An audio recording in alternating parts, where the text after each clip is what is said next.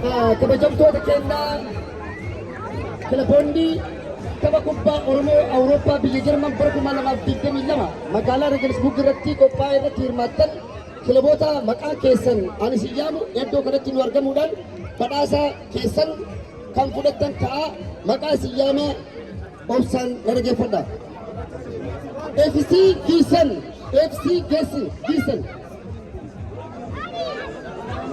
Kennan gamtaa hawaasa Oromoo biyya Jarman irraati Oromoo Gießen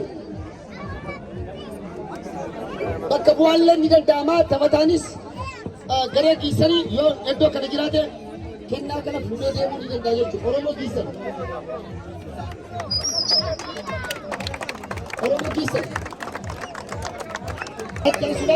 kilamni badhaasa isaan malee Oromoo Tikko Mandoo iddoo kanatti kan argamu.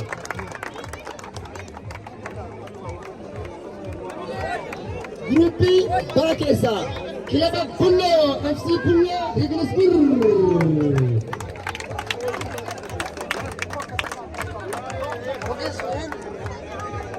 Ramadii bara keessaa FC Dombir FC Dombir.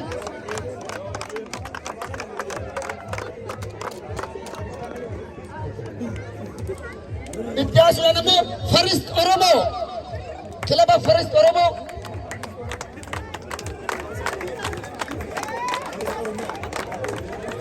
bakka bu'aa yoo jiraate itti garee Ramadii bara keessaa Afran Qalloo yookaan dirree kilaba dirree Afran Qalloo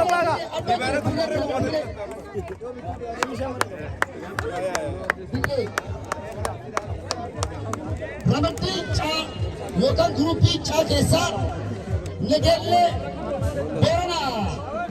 Booranaa bakka bu'oonni Nageellee Booranaa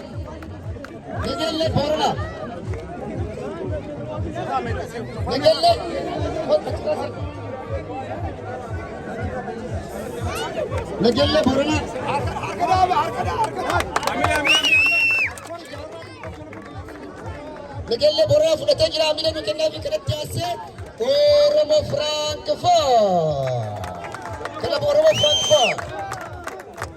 Oromoo Frankfurt FC Frankfurt Sado Al bakka bu'uudhaan badhaasa kan nu fudhatu ta'a amina nu kennaafi Sado Artiidhaaf itti haasuudhaan ilma Hacaaluu kan taate FC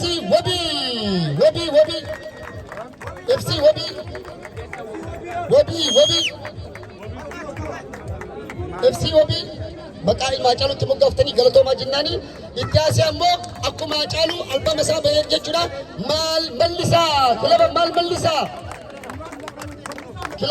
mallisaa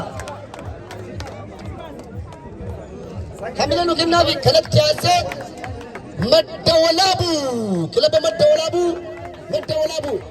magaalaa Nurenberg kilaba kiyya jechuudha madda walaabuu amila na kennaafi amila na kana madda walaabuudhaaf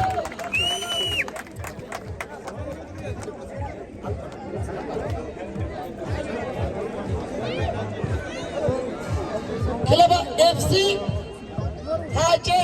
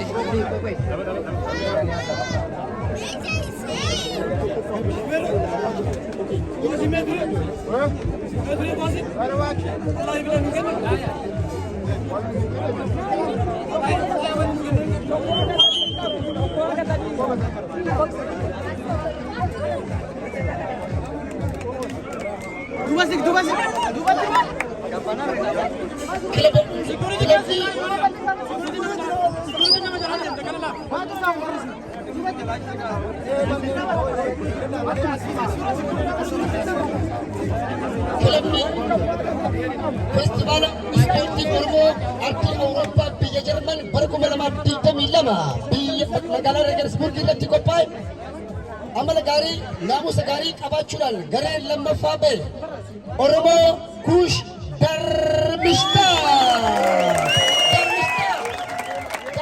kilabni guutuun iddoo kanatti akka nu argamte kilabni Darmishtaa Kuush Darmishtaa kilaba ijoollee dargaggoota xiqqeerroo lafaa dhufaa jettu kana bira gaarii jajjaba qabaachuudhaan amala gaarii qabaachuudhaan lammaffaa ba'uudhaan tapha shaampiyoonaa Oromoo dorgoma 2022 biyya Jarman magaalaa Regensburg irratti qophaa'e irratti lammaffaa ba'uudhaan kilaboota injifatanii akkasitti badhaasa isaanii fudhachaa jiran yeroo ammaa kana madaaliyaa jechuudha. Hamilee nu kennaa fi ililii jettanii ilichaa fi obboloota keenya ilichaa fi hamilee nu kennaa fi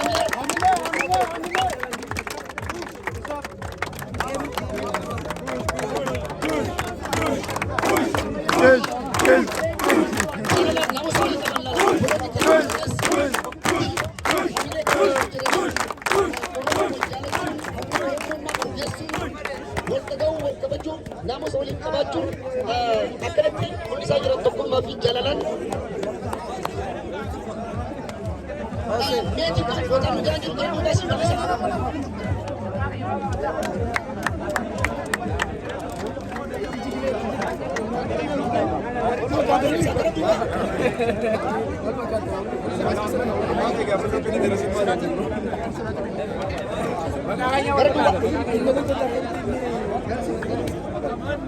Jechuun bara 2022 biyya Jarman irratti magaalaa Regensburg irratti tapha kubbaa miilaa yookaan tapha jaalalaa yookaan torban Oromoo keessatti naamusa isin waliif qabdan, jaalala isin waliif qabdan, tokkummaa isin waliif qabdan kan baay'ee nama gammachiisu hamilee nu kennaafi.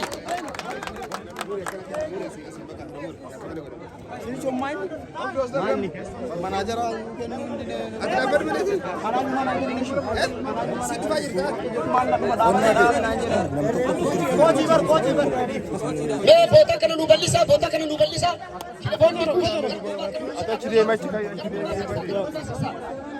Bakki nutti dhiphatee jira, bakki nutti dhiphatee jira, tuqa nu bal'isaa.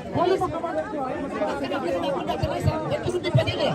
Kilabni shaampiyoonaa bara 2026 feestivaala Oromoo Ardii Awurooppaa biyya Jarman magaalaa Regensburg irratti qophaa'e injifachuudhaan kilabni shaampiyoonaa bara 2022 iddoo kanatti dhufuuf deema.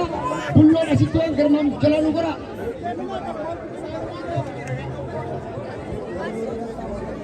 Kilaba shaampiyoonaa tapha feestivaala kubbaa miilaa Ardii Awurooppaa biyya Jarman shaampiyoonaa bara 2022 ta'uudhaan kan goolabe kilaba Norwee. Oromoo Norwee.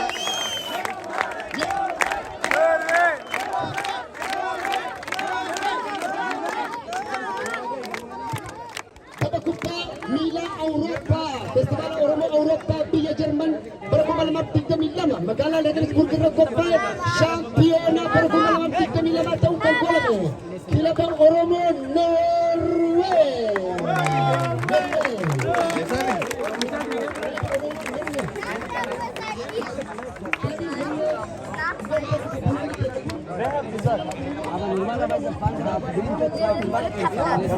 Oder erste, zweite, dritte.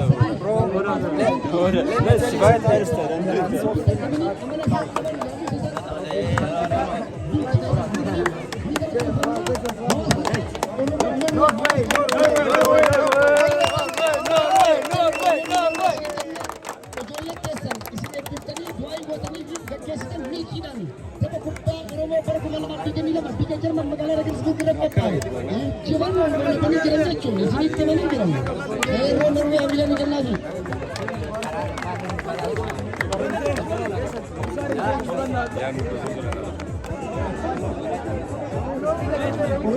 Badhaasa madaalyaa abbaa jabalii fi aadde Fatiyaa Shuubartirraa fudhachaa jiranii akkasumas durotaa yookaan pirezidaantii Oromoo Busbeel Jarmanii ittiin badhaasaa jiranii koreen feestivaala Oromoo biyya Jarman sadarkaa kanaan geettanii Oromoo walitti fidanis asumaan galatoomaa isinii jechaa isinis jajjabeessinaa deemnaa kanaafuu wanti kun akka itti fufeessa qabaatu ammoo Oromoonni ardii Awurooppaa keessatti argamnu hawaasni Oromoo asirratti hirmaannu kun bara dhufu ammoo kana caala daran jabeessinee fooyyessinee akka irratti hirmaannu ardii guddaa qaba. Jaalalli keenya akkanumatti itti fufaa kabajni naamusni wal jaalachuun akkanumatti itti fufaa jajjabaadhaa isin jenne ilmaan Oromoo ardii Awurooppaa keessatti argamtan.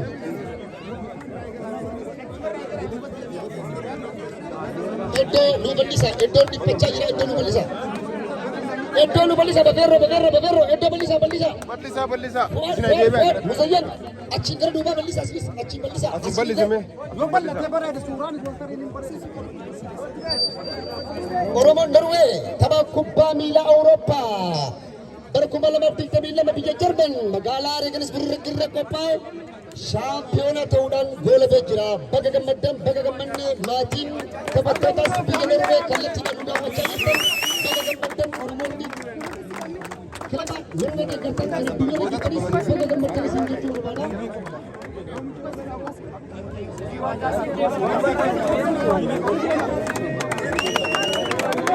Ameen kennafi kanatti aansee kilaba naamusa cimaa qabu, kilaba obsa cimaa qabu, kilaba gartee dhugaa dubbachuudhaaf sadarkaa kanaatti geenyee goolabnuuf shoora olaanaa ni taphate kilaba Haacaaluu Hundeessaa ameen kennafi badhaasa naamusaa argata. Badhaasni Haaceen argatu badhaasa naamusaati. Badhaasa naamusaa kilabni Haaceen injifatee jira. Kilabni kun kilaba ijoollee piroofeeshinaala taate ijoollee dargaggoota ciccimoo kilaba qabu garuu kubbaan carraadha. Taphni isin taphatamu immoo tapha jaalalaati. Isaanis afran baalda'uudhaan goolabanii jiran jechuudha. Hawaasa Oromoo hamilee keessa nagala qomoo.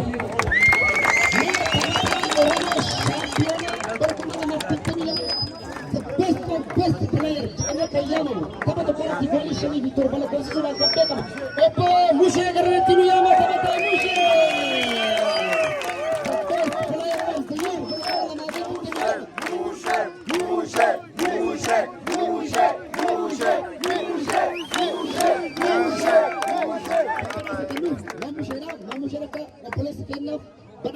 Obbo Roba Borona ifa malaagoodha nuuf galcha.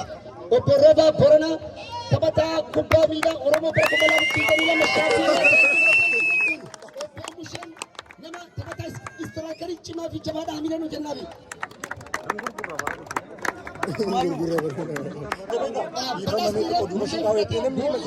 Okay, jadi sekarang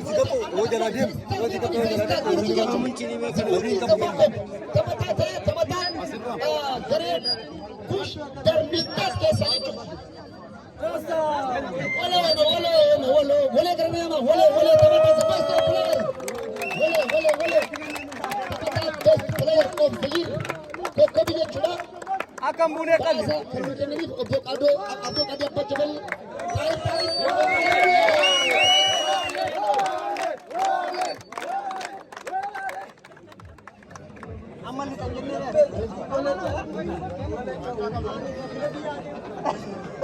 wallahi lazim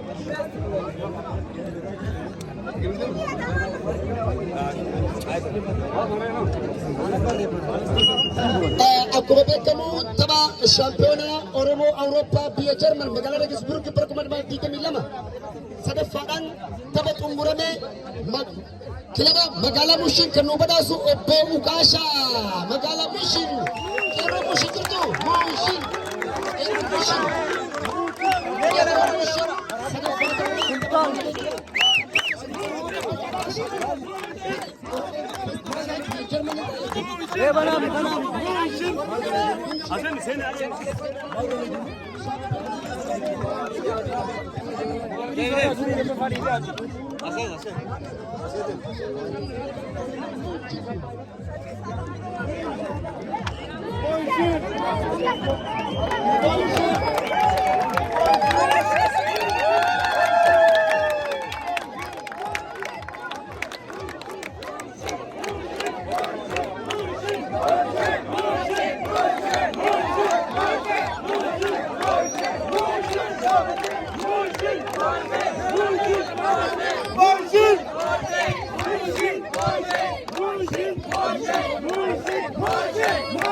Margin!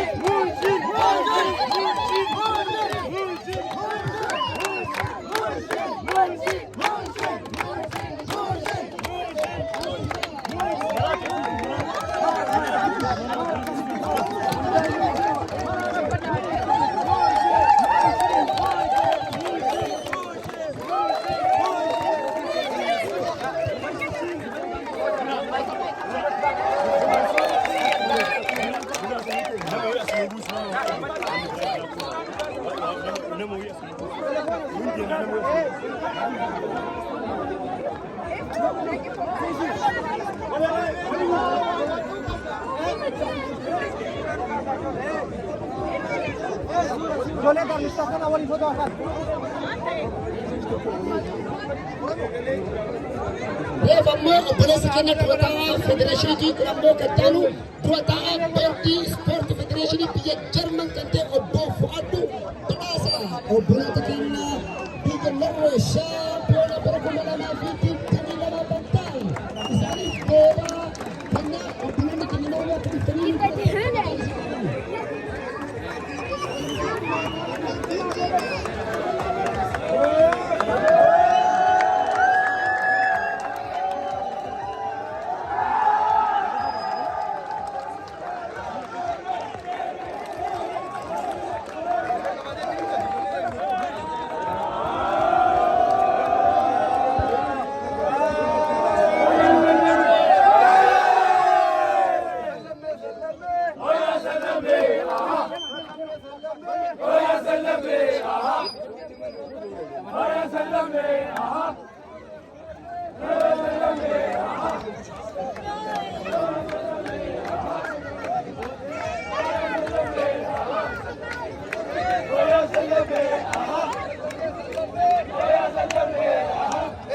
Infigina kasutu basuta angkara mana kan? Ya, kismet.